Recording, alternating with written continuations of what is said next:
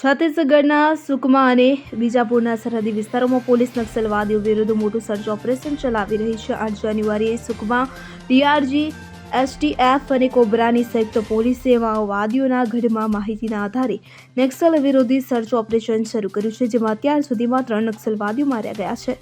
9 જાન્યુઆરીની સવારથી સુરક્ષા દળો અને નક્સલવાદીઓ વચ્ચે અથડામણ થઈ રહી છે। તે જ સમયે આસપાસના વિસ્તારોમાં નક્સલવાદીઓના છુપાયેલા સ્થળોને શોધવા માટે સર્ચ ઓપરેશન ચલાવવામાં આવી રહ્યું છે।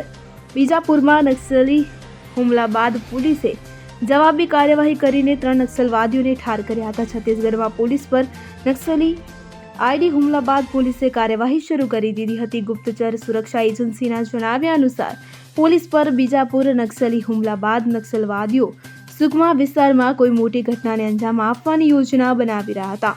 પોલીસને આ વાતનો હવાલો મળતા જ તેમણે નક્સલવાદીઓને ચારે બાજુથી ઘેરી દીધા અને એન્કાઉન્ટર શરૂ કરી દીધું હતું। Bureau report CN24 news. હવે જુઓ દેશ દુનિયાની તમામ ખબરો તમારી આંગળીના ટેરવે। ઉઠાવો મોબાઈલ અને Google Play Store પરથી ડાઉનલોડ કરો અમારી CN24 ન્યૂઝ મોબાઈલ એપ।